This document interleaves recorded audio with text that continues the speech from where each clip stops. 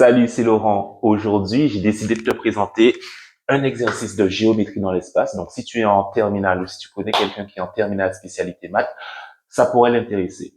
J'ai choisi l'exercice 2 du sujet du premier jour qui a été donné à tes camarades guadeloupéens en juin 2025. C'est un exercice de géométrie dans l'espace composé en deux parties. Partie A, un exercice de questions de géométrie pure. Et la partie B qu'on verra plus tard, qui est plutôt une partie centrée sur de la géométrie analytique où on va utiliser des coordonnées de vecteurs, des systèmes d'équations. L'idée, puisque cet exercice, en fait, tu vas trouver facilement la correction, c'est de t'aider à te poser les bonnes questions lorsque tu te retrouves face à ta copie. Ici, on considère qu'on a un cube ABCDEFGH qui est dessiné ici. On place le point M tel que BM est égal à AB. Donc, on vous l'a déjà fait. Donc, on comprend facilement que B est au milieu du segment AM. Et l'objectif de la première question, c'est de montrer que les droites FG et FM sont perpendiculaires. Donc, les droites FG, la droite FG que vous voyez ici, et la droite FM dont on a la représentation ici. Donc, ce qu'il ne faut surtout pas dire, c'est que ça se voit. Si on te demande de montrer quelque chose, c'est qu'il faudra utiliser un raisonnement logique, donc un peu de logique, quelques prérequis, ça devrait suffire. Ça va être quoi la stratégie pour répondre à cette question? Ici, la droite FM, on va justifier qu'elle appartient à ce plan, le plan ABF. Ensuite, on va justifier le fait que cette droite FG est orthogonale au plan ABF pour tout simplement parce qu'on est dans un cube. Et comment on va faire ça? D'abord, on va utiliser le fait que le vecteur BM est égal au vecteur AB. De ça, on peut tirer comme information que B appartient à la droite M, pardon. Le point M, on peut dire que le point M appartient à la droite AB. Mais la droite AB, elle est incluse dans le plan ABF. OK? Plan ABF qui contient la face du cube ABFE. Donc, on peut dire que le point F a... Oh, à chaque fois, j'oublie ce que je dois faire.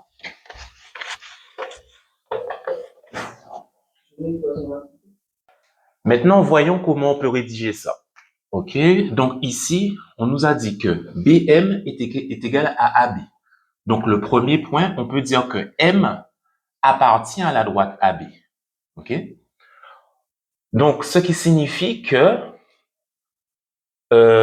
si M appartient à la droite AB et que AB est incluse dans le plan ABF, on a aussi F qui appartient au plan ABF. Donc, la droite FM est incluse dans ce plan ABF. Ça va être le premier point. Ensuite, le second point, c'est que ce plan ABF contient la face carrée du cube. La face ABFE, okay, qui est un carré.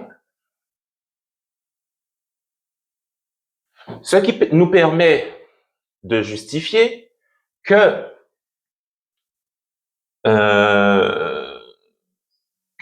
FG est perpendiculaire à EF. Okay? Puisqu'on sommes dans un cube. OK? Et on va utiliser la propriété qui dit que si une droite est orthogonale à un plan, alors elle est orthogonale à toutes les droites qui contiennent ce plan. Donc ici, la droite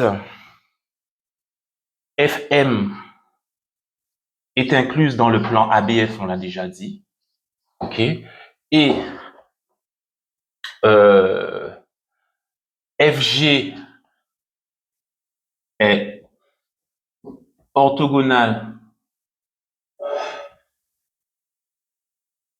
au plan ABF. Donc, FG est orthogonale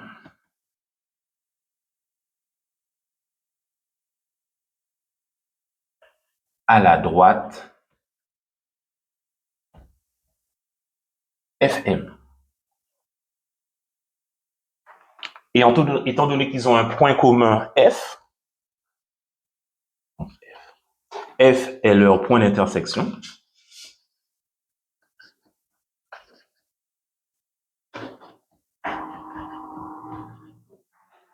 Donc, elles sont perpendiculaires.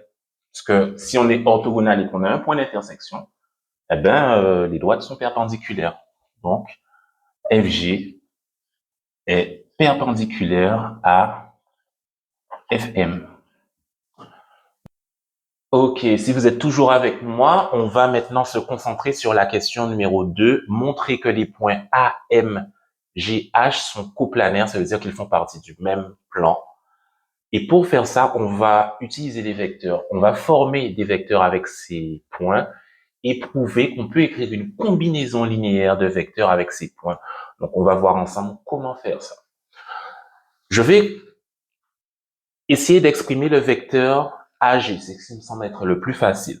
Donc, ça fait, vous voyez, ça fait la diagonale dans le cube ici. Donc, ici, je vais écrire le vecteur AG. Donc, la question que je vais me poser, comment je vais partir du point A pour arriver au point G. Donc, ici, je pourrais faire quel chemin?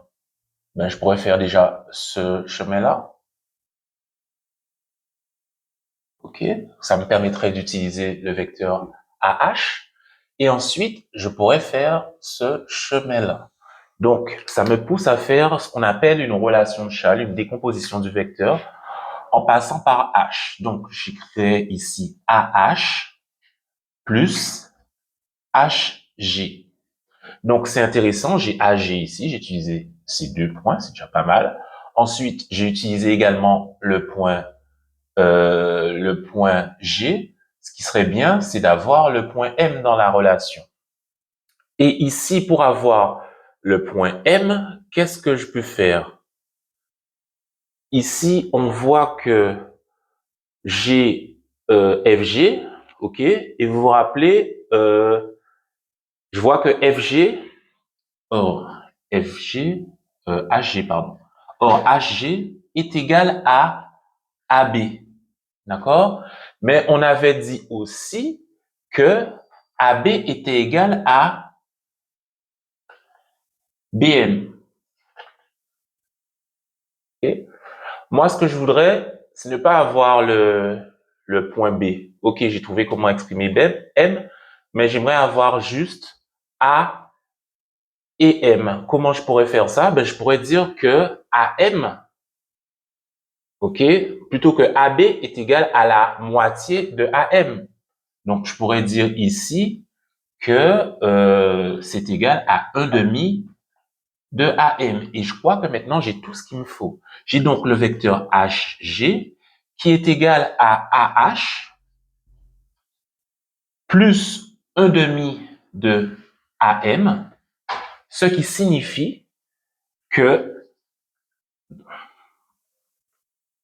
donc je peux en conclure, donc, ça bouge d'abord, AG, AH et AM, ces vecteurs sont coplanaires. Ainsi, les points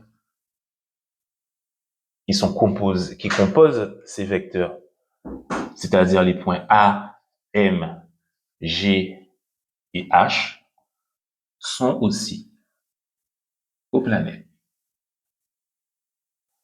Voilà pour la partie A. J'espère que vous avez compris. Et on va poursuivre sur la partie B. Ok, c'est parti pour la partie B. Comme je vous l'avais dit, elle est plutôt orientée géométrie analytique. Donc, il faudra utiliser des coordonnées de vecteurs. Ici, on se place dans un repère orthonormé d'origine A, AB, AD, AE. Dans cet ordre-là, l'ordre a une importance. La première question, c'est déterminer les coordonnées des vecteurs GM et AH et montrer qu'ils ne sont pas collinéaires. Donc déjà, pour déterminer, la première étape, ça va être de déterminer les coordonnées des vecteurs. Mais avant d'avoir les coordonnées des vecteurs, il va nous falloir les coordonnées des points G, M, A et H. Donc commençons dans l'ordre. On va aller chercher les coordonnées du point G. Donc le point G qui se situe ici. En partant de A, on avance de 1 sur AB. Et on avance de 1 sur AD, puisque ici c'est BC, mais c'est la même chose que AD. Donc on fait 1, 1, 1. On se retrouve en G. Donc les coordonnées de G sont donc 1, 1 et 1. Ensuite, on enchaîne avec les coordonnées de M. Donc les coordonnées de M se trouvent sur l'axe AB. Donc, il se retrouve à, donc ça c'est 1, donc on fait à nouveau une unité, donc on se retrouve à 2 sur l'axe AB, 2 unités. Et ensuite, comme on est sur l'axe AB, on est forcément à 0 pour AD et à 0 pour AE. On continue avec A. Donc A c'est simple, c'est l'origine, donc forcément on bouge pas, on est en A, on fait 0 sur AB, 0 sur AD, 0 sur AE. Enfin, H qui se situe ici. Donc, en partant de A, on fait rien sur AB. Donc, on va faire 0. Ensuite, on fait 1 sur AD et un déplacement enfin, on fait DH qui est égal à AE. Donc, on est à 1 ici. Maintenant qu'on a les coordonnées de tous les points, on va pouvoir former les vecteurs. Donc, pour faire le vecteur GM, on va faire les coordonnées de XM moins les coordonnées de XG. Donc, XM, on a quoi? On a 2 moins XG, on a 1. YM, on a 0. YG, on a 1. Et enfin, on a encore 0, 1. OK? Donc, en simplifiant tout ça, pour GM, on obtient donc 1, moins 1, moins 1.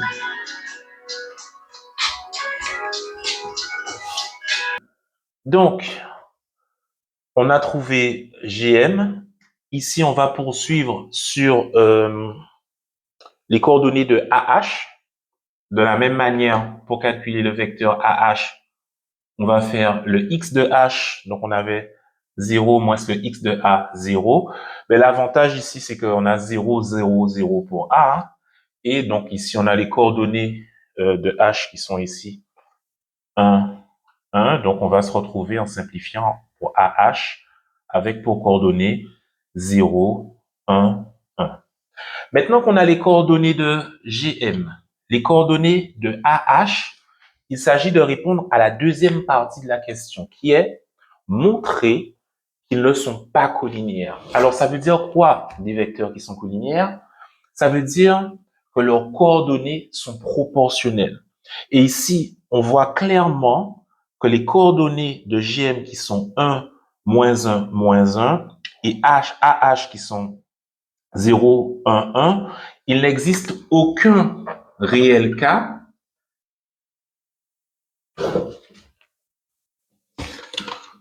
comment je vais formuler ça? Normalement, si c'était collinéaire, on aurait pu écrire GM. Attends, je reprends. Si GM et AH étaient collinières, on aurait pu trouver un réel K tel que GM soit égal à K fois AH, avec K appartenant à R. Or, on voit clairement que les coordonnées ne sont pas proportionnelles, donc il n'existe pas ce réel K pour que GM soit égal à K fois AH. Donc, GM et AH ne sont pas collinéaires. Mais de manière générale, dès que vous voudrez prouver que des vecteurs sont collinéaires, vous allez devoir calculer leurs coordonnées et montrer que leurs coordonnées sont proportionnelles. On peut vous demander cette question, on peut vous poser cette question-là de façon différente en vous disant prouver que 3 points sont alignés. Vous allez devoir former 2 vecteurs avec ces 3 points et prouver que ces vecteurs sont collinéaires. Ou alors, vous demandez de prouver que 3 points forment un plan. Indirectement, ça veut dire que les 3 points ne sont pas alignés, mais vous allez suivre la même démarche. Vous allez calculer les vecteurs de ces 3 points, former 2 vecteurs avec ces 3 points, et ensuite prouver que ces 2 vecteurs ne sont pas collinéaires, comme c'est le cas ici. Et maintenant, on va passer à l'exercice, enfin la question. On y va pour la question 2. Justifier que la représentation paramétrique de la droite GM est bien ce système. Donc, x est égal à 1 plus t, y est égal à 1 moins t, et z est égal à 1 moins t avec toujours t appartenant à l'ensemble des réels. Pour déterminer la représentation paramétrique d'une droite, c'est très facile. Il nous faut 2 choses. Un point qui appartient à cette droite, et 2, un vecteur directeur de cette droite. Donc, un vecteur directeur, c'est n'importe quel vecteur qu'on peut former avec 2 points qui sont sur la droite. Donc, on a notre droite GM. Voilà, notre droite GM. Je ne l'ai pas représenté ici. On avait déjà calculé le vecteur GM qui nous servira de vecteur directeur. On va retrouver ses coefficients devant la variable t. Et les coordonnées de G qu'on avait trouvées on avait déterminé à la question 1. Donc, ça fait qu'on n'a pas de calcul à faire. 1, 1, 1. Donc, la représentation paramétrique de JM, je n'ai plus qu'à remplacer, c'est x égale 1 plus l'abscisse du vecteur JM qui est 1t, donc juste t. Y égale à y de G, c'est 1 aussi, plus le coefficient y du vecteur GM qui est moins 1, donc je mets ici tout simplement moins 1 fois t, donc moins t, et pareil pour z, donc on a 1 pour z, donc z est égal à 1, plus moins 1 fois t, encore, ici. Donc on a encore moins t, et c'est comme ça qu'on retombe sur cette représentation paramétrique de la droite GM.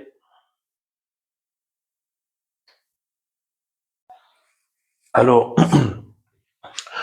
ici, on va continuer avec toujours la question 2, mais le petit b. Tout à l'heure, on avait juste fait le petit 1. Donc, je vous ai remis ici la représentation paramétrique de GM. Et dans le 2b, on veut. Voilà, c'est ce qu'il nous propose. On admet que la représentation paramétrique de la droite AH est ici. X égale 0, Y égale K, Z est égal K avec K est un réel. Donc, il nous la donne, la représentation paramétrique. Il nous demande maintenant de montrer que le point d'intersection de GM et de AM, que l'on nommera N, a pour coordonnées 0, 2, 2. GM et c'est pas un AH plutôt. regarde, je crois que j'ai du mal à noter quelque chose. Si ça veut bien se rallumer. Ah, je me suis trompé, c'est AH. J'ai mis N. Voilà, heureusement que j'ai vérifié. Donc, je reprends. Exercice 2, partie B. On admet que la représentation paramétrique de la droite AH est, on nous l'a donné, x égale 0, y égale k, z égale k, avec k appartenant à R. Montrer que le point d'intersection de la droite GM et de la droite AH, que l'on nommera N, a pour coordonnées 0, 2, 2. Qu'est-ce qu'il faut comprendre ici? C'est que on avait prouvé, il me semble, que les droites GM et AH n'étaient pas collinéaires, donc, et en plus que elles n'étaient pas collinéaires, elles appartenaient au même plan. Je crois qu'on avait prouvé ça en partie 1. Je vérifie. Oui, en partie 1, on avait prouvé que AMGH était coplanaire. Donc, forcément, si les droites AM, AH et GM ne sont pas collinéaires, elles sont forcément séquentes. Séquentes en un point qui vous propose d'appeler N. Si les droites sont séquentes, ça veut dire que à un moment, elles auront le même X, Y, Z. Donc, avec ces deux représentations paramétriques, celle de GM et celle de AH, on va pouvoir écrire un système de 3 équations avec 2 inconnus qui seront T et K. Donc, écrivons ce système. Le X là va être égal au X là, donc ça veut dire qu'on pourra écrire en noir, que 1 plus T est égal à 0. Deuxième équation, Y égale Y, donc 1 moins T est égal à K. Et troisième équation, Z égale Z, c'est-à-dire 1 moins T va être égal à K aussi. On voit que c'est la même équation. Donc, ça va être facile à résoudre parce que ici, on a déjà une équation avec une seule inconnue. Donc, ici, ça signifie que T va être égal à moins 1. Si j'ai trouvé T, je peux utiliser la deuxième équation pour trouver K. Donc, si T est égal à moins 1, ça veut dire que je vais remplacer T par moins 1. Donc, ça veut dire que 1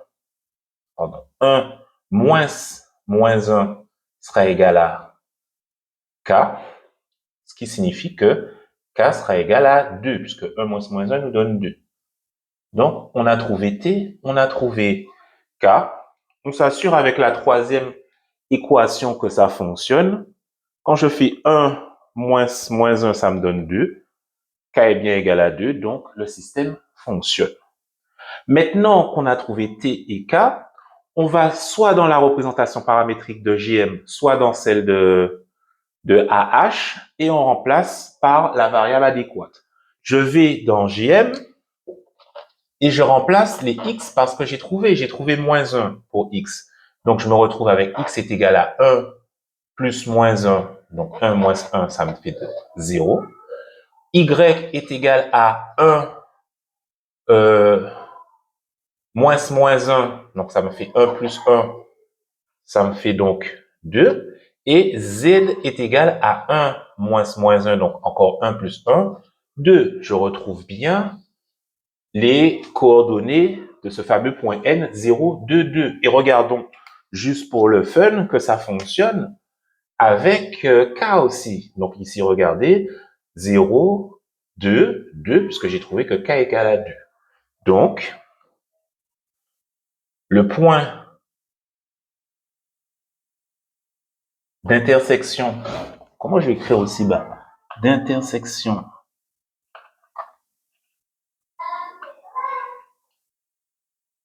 N des droites AH et GM a pour coordonnées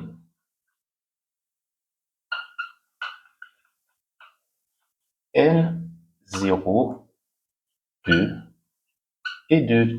Ouais, c'était pas trop difficile. Donc, c'est ce que vous allez faire à chaque fois que vous allez chercher le point d'intersection de deux droites en ayant leur représentation paramétrique. Celle-ci était facile parce que vu qu'on avait x égale 0, on avait directement la possibilité, sans avoir besoin de faire de substitution ou de combinaison, la possibilité de trouver rapidement la première variable. Voilà. Maintenant, on enchaîne sur, attention, on enchaîne sur la question 3. Dans la question 3, on doit montrer que le triangle AMN est un triangle rectangle en A. A, M et N que je n'ai pas placé, j'aurais pu le placer, mais on n'est pas obligé. Donc, on va tout simplement se dire que si le triangle AMN, allez, vous voulez que je le place? Je le place. Donc, AN est à 0, 2 pour, donc 0 sur AB, 2 sur AD. Donc, comment le placer? Je vais prolonger AD. Je vais prendre 2 fois la longueur de AD. Donc, il va être le 2AD va être quelque part par là. Et ensuite, 2, dans ce sens-là, il va être tout là-haut. OK? Donc, imaginez ce triangle AMN qui est rectangle en A. Je vais essayer de le représenter comme ça. Très mal représenté, mais c'est pas grave. C'est pas grave. On a un meilleur moyen pour prouver que ce triangle est rectangle. Si le triangle est rectangle en A, ça veut dire que AM et AN sont perpendiculaires. Comment on va prouver pour que AM et AN sont perpendiculaires? On va former le vecteur AM et le vecteur AN et prouver que ces deux vecteurs sont orthogonaux grâce au produit scalaire. Donc, le vecteur AM, c'est tout simplement le x de M moins le x de A. Étant donné que le x, le y et le z de A, c'est 0, 0, donc ça va nous donner tout simplement 2 moins 0, donc 2, 0 moins 0, 0, et 0 moins 0, 0. De même, pour AN, pour les mêmes raisons, on va faire donc 0 moins 0, 0, 2 moins 0, 2, 2 moins 0, 2. Maintenant, je vais calculer le produit scalaire de AM scalaire AN. Si ce produit scalaire est nul, ça signifiera que les vecteurs AM et AN sont orthogonaux. Donc, on va vérifier ça tout de suite. Pour faire le produit scalaire, on fait le x de AM fois le x de AN, donc 2 fois 0, plus le y de AM fois le y de AN, donc 0 fois 2, plus le z de AM fois le z de AN, donc 0 fois 2 encore. Donc, tout ce petit monde nous donne 0. Donc, AM et AN sont orthogonaux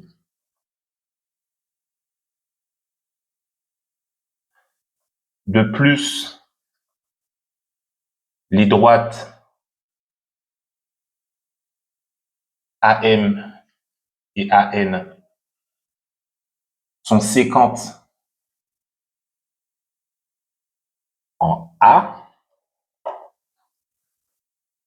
alors AM est perpendiculaire à AN. Le triangle AMN est bien rectangle en A. Donc voilà, c'était assez facile de prouver que ce triangle était rectangle, simplement en utilisant le produit scalaire de vecteurs orthogonaux qui nous donne 0. Et vous utiliserez cette technique à chaque fois que vous devrez montrer que on a un angle droit dans un triangle rectangle, lorsqu'on veut prouver que deux droites sont perpendiculaires. Donc n'hésitez pas, c'est très facile à utiliser. Salut, alors on poursuit avec le 3B. Maintenant qu'on a prouvé que le triangle AMN était rectangle, on me demande de calculer l'aire de ce triangle. Donc c'est très simple. Donc l'aire du triangle AMN, étant donné qu'il est rectangle en A, Donc, je vous rappelle que la formule pour calculer l'aire d'un triangle, c'est base fois hauteur divisé par 2. Ici, on peut prendre comme base AM fois AN divisé par 2. Ah, ben c'est vrai, on n'a pas AM. AM, ça se calcule comment? La distance AM, elle se calcule en faisant le racine de x de m moins x de a au carré plus y de m moins y de a au carré et z de m moins z de a au carré. Si on a déjà calculé le vecteur AM, on peut prendre directement les coordonnées du vecteur AM. Je regarde si on avait déjà... comme j'ai effacé. Donc, pour le vecteur AM, on avait 2, 0, 0. Donc, ici, on peut faire, donc ici, xm moins xa, on aura 2. Donc, 2 au carré, plus 0 au carré, plus 0 encore au carré. On se retrouve donc avec racine de 2 au carré. Donc, AM a pour distance 2. De même, pour AN, on fait la même chose. Donc, pour AN, si on avait les coordonnées du vecteur AN, on pourrait faire directement avec les coordonnées. Donc, pour les coordonnées de AN, je vous les mets ici. On avait trouvé quoi déjà? On avait 0, 2, 2. 0, 2, 2. Donc, ce ne sera pas nécessaire de faire la différence puisqu'on a déjà les coordonnées d'AN. Donc, ces trois différences-là ont déjà été faites. Donc, il suffit de mettre les valeurs des coordonnées du vecteur au carré. Si vous avez des valeurs négatives, n'hésitez surtout pas à les mettre entre parenthèses, ça vous évitera bien des désagréments. Donc ici, on se retrouve avec racine de 16, puisque ici on a donc 4 plus 4.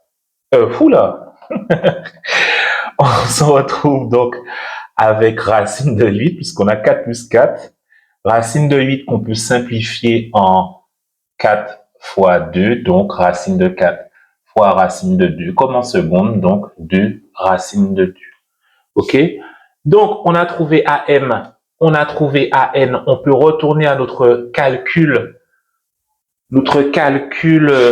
d'air. Okay.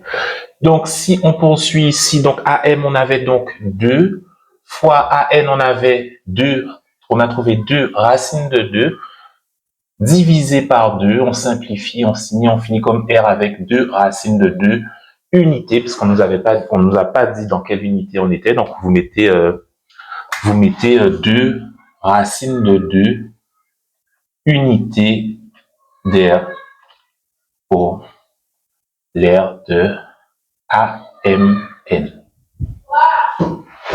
Voilà pour 3B.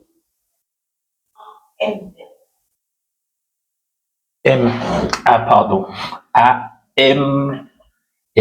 Voilà. Ok, ça marche. On poursuit avec le 4A. Soit J, le centre de la face, B, C, G, F. Donc oui, là, ça la B. Oui, c'est B, C, G, F. Donc cette face-là qui est un carré. D'accord? Comment déterminer les coordonnées du point J? Donc, ce qu'on doit savoir, c'est que dans un carré, les diagonales se coupent en leur milieu. Et on a une petite formule très facile à appliquer pour calculer les coordonnées du milieu. Donc, on choisit une diagonale. On pourrait choisir, par exemple, BG. D'accord? Donc, ici, J, milieu de BG. Je choisis BG parce que moi-même, j'en suis un. Ah non! Comment déterminer les coordonnées de J? Maintenant, la formule, elle est très simple. Donc, ça va être le X de B plus le X de G sur 2, le Y de B plus le Y de G sur 2, et vous aurez compris, on fait la même chose avec Z. Z de B plus Z de G sur 2. OK, maintenant qu'on va remplacer par les coordonnées qu'on avait déjà trouvées, on avait déjà déterminées dans l'exercice 1 de la partie B. Donc, pour aller vite, je vous les donne. Donc, on a donc 1 plus 1 sur 2. Ici, on a 1 plus 0 sur 2. Là. Et pour le Z, on a donc 0 plus 1 sur 2. Voilà. Et donc, les coordonnées de J sont donc ici, on aura donc 2 sur 2 qui nous donne 1, 1 demi et 1 demi. N'hésitez pas, pensez à encadrer votre résultat pour faciliter la tâche à votre correcteur pour qu'il ait une meilleure lecture de votre copie. D'accord? Donc, voici les coordonnées du milieu de la face BCGF. Donc, ici, on va montrons que le vecteur FJ est un vecteur normal au plan. Pour prouver qu'un vecteur est normal à un plan, on doit prouver qu'il est orthogonal à deux vecteurs non collinéaires du plan. Ça tombe bien, on a AM et AN qui sont deux vecteurs non collinéaires du plan AMN. Nous avons leurs coordonnées. Ce qui nous manque, ce sont les coordonnées de FJ. Mais comme nous avions trouvé dans la 4A les coordonnées de J, on va calculer le vecteur FJ en faisant tout simplement 1 moins 1, donc nous avons 0. 1 demi moins 0, donc nous avons 1 demi. Et 1 demi moins 1 qui nous donnera donc moins 1. OK? Ensuite, on va se servir du produit scalaire, prouver que le produit scalaire de FJ scalaire AM donne 0. Pareil, FJ scalaire AN, si ça donne 0, nous aurons prouvé que FJ est orthogonal à deux vecteurs non collinéaires du plan. Donc, nous avons AM scalaire FJ qui est égal à 2 fois 0 plus 0 fois 1 demi plus 0 fois moins 1. Donc ici, nous avons donc 0. AM est orthogonal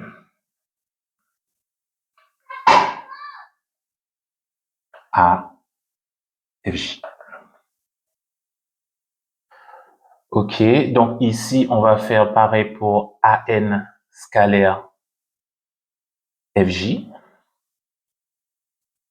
Et pour les mêmes raisons, nous allons trouver 0 ici. Donc 0 fois 0, donc ça nous donne 0, plus 2 fois 1 demi, ça nous donne 1, plus 2 fois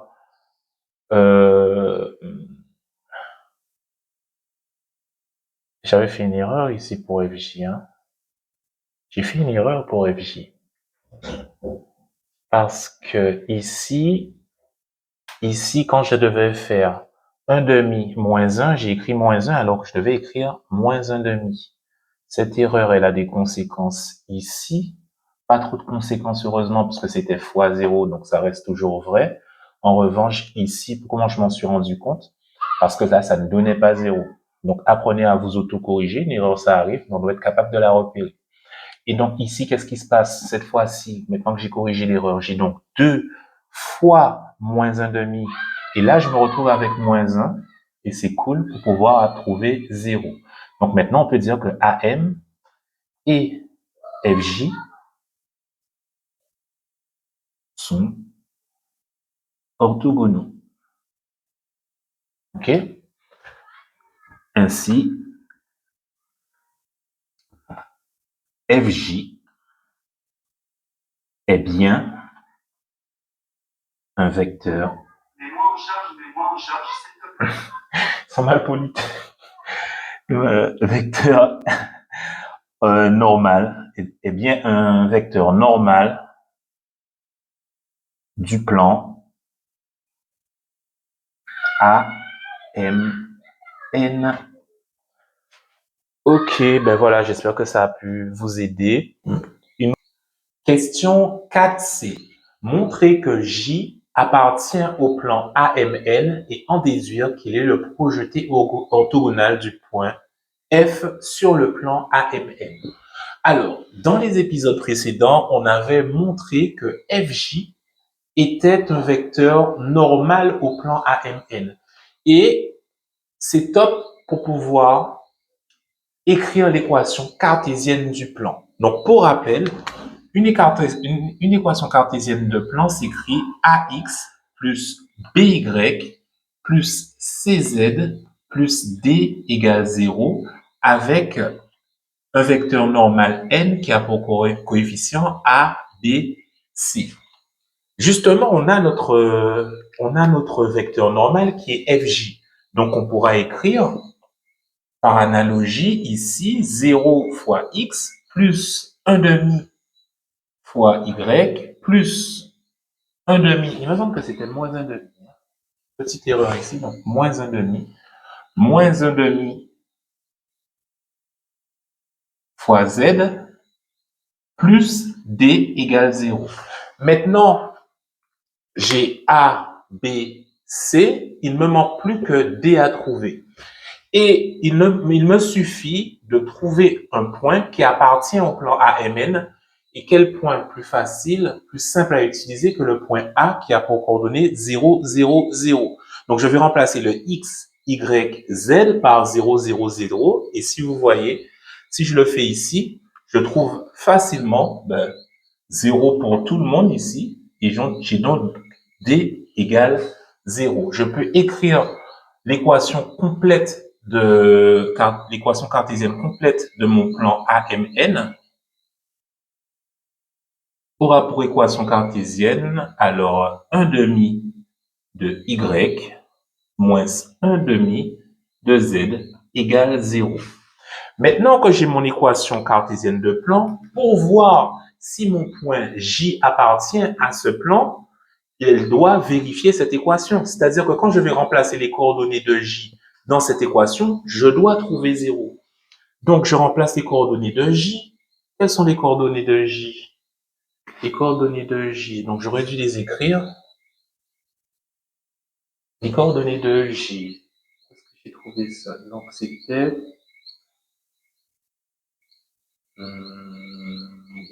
les coordonnées de J. Bon, je les trouve pas. Je vais les recalculer vite fait. On va mettre ça. Bon, les coordonnées de J, pour moi, c'est 1, 1 demi, 1 demi. On va tester. Donc, c'est 1 pour l'abscisse. 1 demi, est-ce que c'est cohérent? Et 1 demi. Vérifions là-dedans. Donc, si je fais 1 demi fois 1 demi, moins 1 demi fois 1 demi, effectivement, ici, j'ai 1 quart, moins 1 quart, j'ai donc bien 0. Donc, J appartient au plan AMN. Donc, je pense que en termes de rédaction, on peut faire un peu mieux que ça, mais c'est juste pour que vous ayez la démarche. Donc, je récapitule. On détermine l'équation cartésienne du plan grâce au vecteur normal et à un point qui appartient au plan. Ensuite, on teste les coordonnées de J dans cette équation cartésienne. Si elle la vérifie en nous donnant 0, pardon, J appartient bien au plan AMN.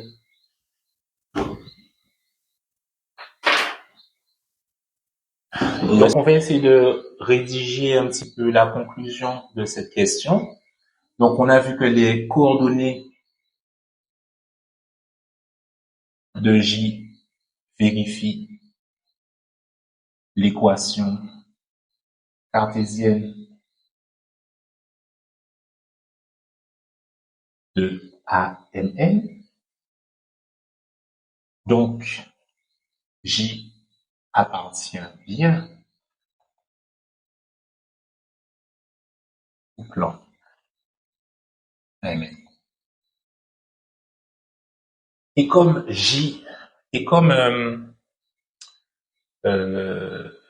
c'était quoi le projeté? C'était FJ. Et comme FJ est normal au plan,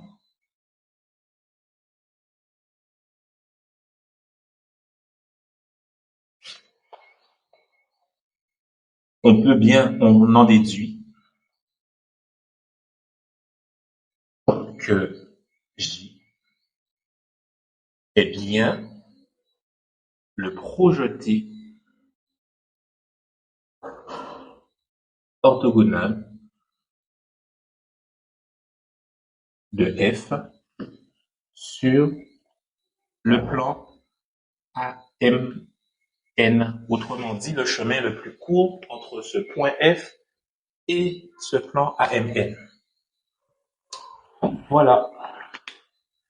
La dernière question est la question 5. Elle demande de calculer le volume de la pyramide. On va la traiter après. Enfin, dernière question, c'est une question qui revient souvent sur le calcul du volume d'une pyramide. On doit montrer que le volume du tétraède AMNF est le double du volume de la pyramide BCGFM. Petit rappel, comment calcule-t-on le volume d'une pyramide? Le volume de la pyramide, non, c'est pas assez épais ici. Donc, le volume de la pyramide V est égal à 1/3 de la base fois la hauteur. Ici, pour la pyramide, le volume de la pyramide du tétraède AMNF, donc je vous rappelle que tétraède, c'est une pyramide à base triangulaire. On avait déjà calculé l'aire on avait déjà calculé l'aire de la base triangulaire AMNF. On avait trouvé 2 racines de 2. Donc, on va faire 1/3 fois l'aire de la base qui était 2 racines de 2 fois la hauteur qu'on avait, mais on n'a pas encore calculé. Donc, on va calculer la hauteur qui est FJ. FJ se calcule en faisant racine des coordonnées. Donc, les coordonnées de FJ, c'était 0 au carré plus pour le x, le y de FJ, 1/2 au carré, et le z, on avait, pour le z, on avait 1/2 aussi, au carré. Il me semble qu'on avait trouvé moins 1/2 dans les calculs tout à l'heure là. Je vérifie. Oui, il me semble que c'était moins 1/2. Mais ça ne change pas grand chose puisque c'est au carré, donc on se retrouve avec racine de 1/4 plus 1/4, donc racine de 1/2, parce que 1/4 plus 1/4 nous donne 1/2. Comme en maths, on n'aime pas trop avoir, donc ça nous donne racine de 1 sur racine de 2, 1 sur racine de 2. En maths, on n'aime pas trop avoir de racine sous la barre de fraction, donc on va multiplier par racine de 2 en haut au numérateur et au dénominateur, et on va se retrouver avec racine de 2 sur 2. On revient pour notre calcul de volume. Donc ici, désolé, on n'a pas beaucoup de place sur le tableau, hein. Donc maintenant qu'on a calculé, on est d'accord sur comment calculer FJ. Je vais effacer. On a trouvé racine de 2 sur 2. On va appliquer, donc ici, donc on a 1/3 de fois 2 racine de 2 sur 2, fois 2 racine de 2, et ici on avait trouvé racine de 2 sur 2. Ça se simplifie, et on finit avec 1/3 de racine de 2 fois racine de 2 nous donne 2, donc on a 2/3 d'unité de volume. Maintenant, on va chercher à calculer le volume de la pyramide B, C, G, F, M. Donc, cette pyramide est donc, elle est où? B, C, G, F. Donc, on a une base carrée et on a M qui est ici. Donc, l'aire de la base, donc, vu que c'est un cube d'arête 1, donc, l'aire de la base, ben, c'est 1 au cube, donc ça reste 1. Donc, ici, on aura donc 1. Pour la hauteur ici, donc, ça va être la hauteur de BM. BM, est-ce qu'on avait calculé BM dans les épisodes précédents? Est-ce qu'on avait calculé BM? Ah, mais BM, voilà, c'est là. BM a la même distance que AB, donc c'est 1 aussi. Donc, le calcul va être très simple. On a donc 1/3. Ah, le feutre, il n'en peut plus. On a donc, je sais pas si on me voit toujours, 1/3 fois 1 pour l'aire de la base, fois 1 pour la hauteur BM. Donc, on a 1/3. Et rappelez-vous, pour ce volume, le volume de AMNF, on avait trouvé 2/3. Donc, on peut dire que AMNF est égal à 2 fois le volume de B, C, G, F, M. Voilà, donc on a terminé cet exercice 2. J'espère que vous avez compris. N'hésitez pas si vous avez des questions en commentaire. Et si vous souhaitez être accompagné pour comprendre plus en profondeur toutes les notions essentielles à maîtriser pour le bac 2026, contactez-nous rapidement. À votre succès.